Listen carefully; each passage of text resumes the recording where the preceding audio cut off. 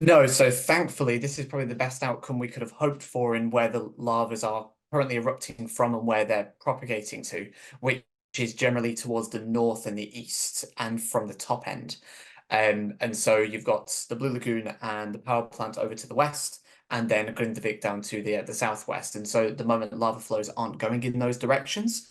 But also, thankfully, in the 5 weeks since this activity, the earthquake activity began, the barriers, the earth barriers, these fortifications that have been put up, they've almost completely finished those by this time. So even if there were lava flows that went towards the power plant area, the barriers would hopefully do some work to at least hinder or possibly even divert the lava flows. Yeah, so at the moment, it appears that the wind direction is starting to travel around to Reykjavik from the area where the volcano is erupting. And so that's the biggest hazard and problem at the moment.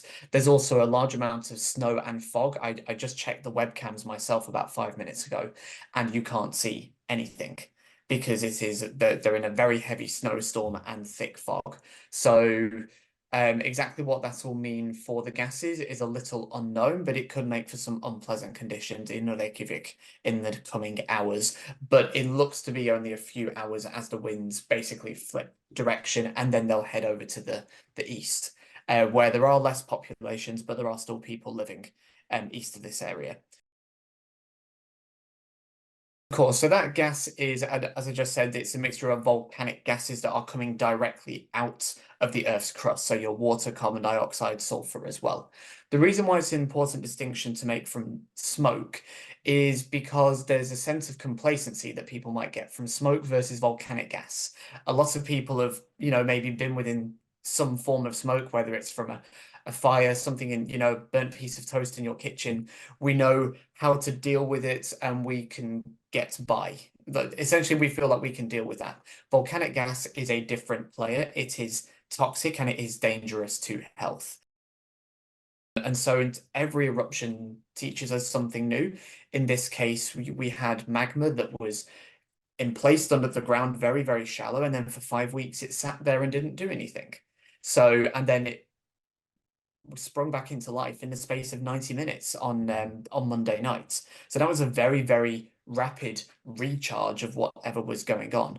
So looking at the rocks themselves and the details of the chemistry might tell us why it suddenly erupted very quickly again, and maybe why it sat where it did for 5 weeks. Yeah, so we always try, of course, to be careful with speculation. And of course, this is usually based on what we've seen previously.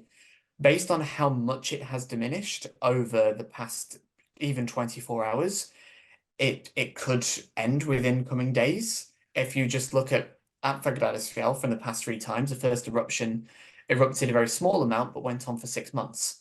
In 2022, it went on for only just shy of a month, and then in the summer, it lasted less than a week. So even the same volcano in the same location, you can have such a spectrum of different eruption timescales. So even this one, it looks like it is continuing to slowly ramp down and focus out of one area. So it may just be slowly switching off its tap.